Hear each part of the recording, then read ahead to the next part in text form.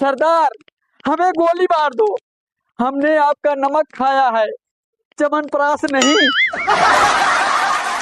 तो मैंने कहा सर, टिकट जो है टॉयलेट में गिर गया था। हमने कहा लाला जी, ये पीर साहब का नहीं है। बोला फिर? हम कहे हमारी गर्लफ्रेंड की जूती का तल्ला है।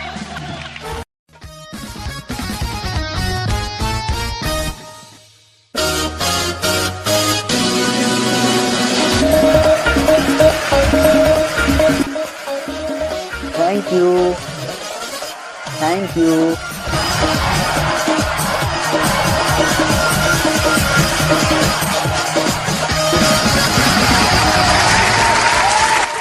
तो अर्चना मैम, आजकल जमाना कितना तेजी से बदल रहा है, और इस कदर बदल रहा है और कैसे कैसे बदल रहा है, तो मैं आपको 4 लाइनों में सुनाता हूं कि जमाना कैसे बदल रहा है। कि चौपालों को बियर बार खा गया, कि चौपालों को बियर बार खा गया, रिश्तों को खा गया टीवी। कि चौपालों को बियर बार खा गया, रिश्तों को खा गया टीवी। देख सीरियल लगा लिपस्टिक, बकबक करती बीबी, बोलो है तेरी की।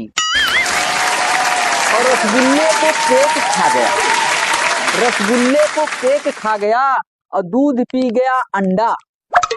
रसगुल्ले को केक खा गया, दूध पी गया अंडा, और दातून को टूथपेस्ट खा गया, छाछ पी गया ठंडा।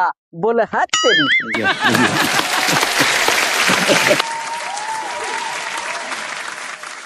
परंपरा को कल्चर खा गया, हिंदी को अंग्रेजी।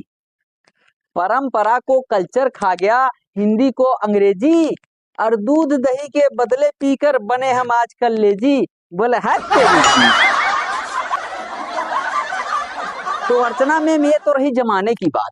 तो अर्चना मैम, शादी से पहले मेरी भी एक गर्लफ्रेंड थी,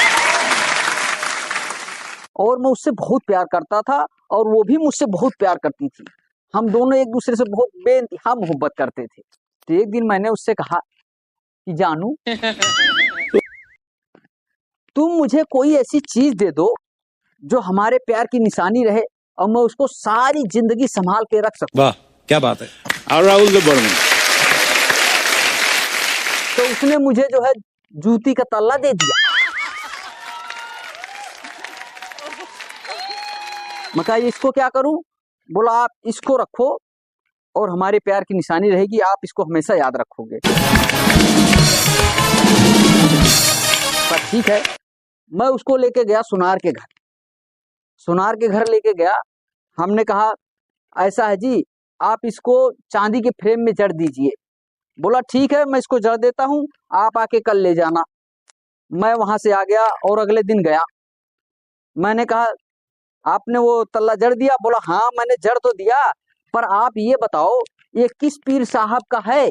कल से मेरा पूरा खानदान उसको चूम चूम के पागल हुआ जा रहा है। हमने कहा लाला जी, ये पीर साहब का नहीं है। बोला फिर? हम कहे हमारी गर्लफ्रेंड की जूती का तल्ला है। तो अर्चना मैम, टैलेंट तो हमारे अंदर भी कूट कूट कर भरा हुआ है, पर कुछ ज्यादा ही कूटा हुआ है, क्योंकि सबको दिखाई ही नहीं देता। तो अर्चना मैम, एक फिल्म आई थी शोले, और इतनी जबरदस्त और सुपर हिट फिल्म थी। तो हुआ ये कि एक बार ये अपने गब्बर सिंह, श्यामभा और उनकी पूरी टीम, जो फिल्म में अच्छे अच्छे कैरेक्टर थे, जब बूढ़े हो गए, तो एक दिन गब्बर सिंह ने श्यामभा को बुलाया। अरे ओ श्यामभा, कितने आदमी थे? तो श्यामभा ने कहा सरदार 2। अरे तुमको पता है हम पढ़ा लिखा नहीं है, ये 2 कितना होता है? सरदार 2 1 के बाद आता है, और 2 के पहले? सरदार 2 के पहले 1 आता है। तो फिर दोनों एक साथ क्यों नहीं आते हैं? 2 1 के बाद ही आ सकता है, क्योंकि 2 1 से बड़ा है। 2 1 से कितना बड़ा है? सरदार 2 1 से 1 बड़ा है। अच्छा, जब 2 1 से 1 बड़ा है, तो एक से एक कितना बड़ा है।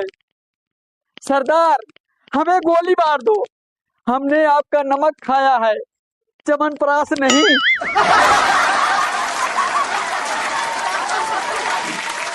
तो मैम हमारे एक पड़ोसी है, उन्होंने एक मुर्गा पाल रखा है, लेकिन मुर्गा बहुत जिद्दी है, वो अपने मालिक को बहुत परेशान करता है। जब हमारे पड़ोसी एकदम परेशान हो गए मुर्गे के जिद से, तो उन्होंने क्या किया, उसको एक दिन टोकरी में ढाक दिया, लेकिन मुर्गा जिद्दी था, पीछे से निकल आया।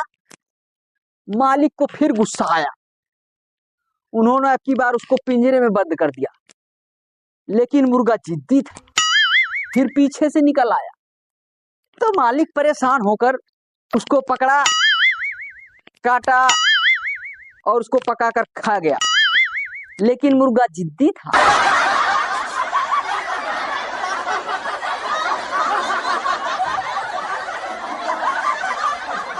तो मैम जब मैं शो के लिए आ रहा था, तो मैंने जल्दबाजी में टिकट लेना भूल गया और इतने में ट्रेन आ गई।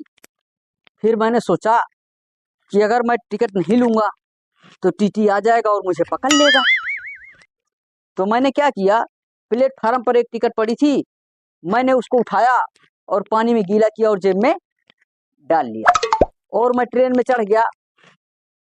जैसे आधा घंटा बीता, मैंने टीटी की आहट सुनी और मैंने फट से जेब से 2 पेन निकाला और टिकट को दोनों पेन से पकड़ लिया। इतने में टीटी आया, बोला टिकट टिकट टिकट। तो मैंने उसको 2 पेन से टिकट पकड़ के ऐसे दिखाया। वो मेरी तरफ घूर के देखा, बोला पागल बना रहा, मेरे बेवकूफ समझ रखा है, टिकट ढंग से नहीं दिखा सकते।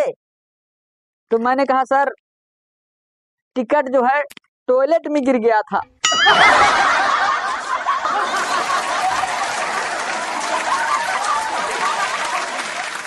तो मैम आजकल समाज में कुछ शरारती लोग भी रहते हैं जो कहीं पर कुछ भी लिख देते हैं। जैसे किसी दीवार पर लिख देंगे, देखो गधा मूत रहा है। तो इसी तरह मैं ट्रेन में बैठा, जब अंदर गया टॉयलेट में, तो वहां पर एक ने लिख रखा था कि दुनिया चांद पर पहुंच गई है और तुम यहाँ पर बैठ कर क्या कर रहे हो। तो मैं भी यूपी प्रतापगढ़ का, मैंने उसके नीचे लिख दिया कि अरे चांद पर पानी नहीं है, मैं धोने के लिए आया हूँ, धो के फिर चला जाऊंगा।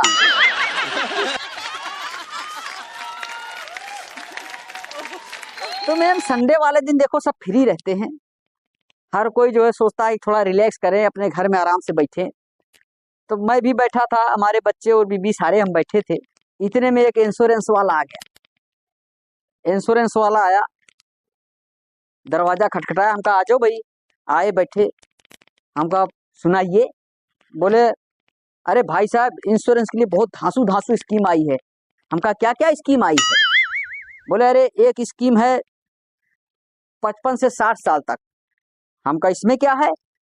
बोला स्कीम ये है कि इसमें अगर पति मर जाए तो पैसा जो है पत्नी को मिलता है।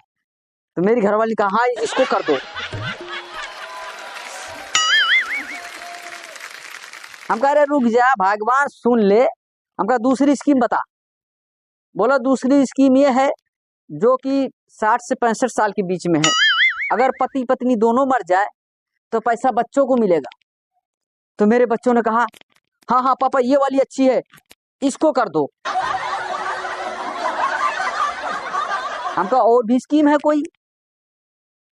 बोला नहीं और स्कीम नहीं है। तो मैंने अपने घरवाली से और बच्चों से कहा देखो हम लोग संडे का दिन है, बिल्कुल शांति से बैठे हैं, लेकिन ये बंदा जब से आया है कभी पत्नी मर जाए, कभी पति मर जाए, कभी हमारे बच्चों को मार रहा है। क्या तुम्हारे पास ऐसी कोई स्कीम है कि जिसमें एजेंट मर जाए और पैसा हमको मिले।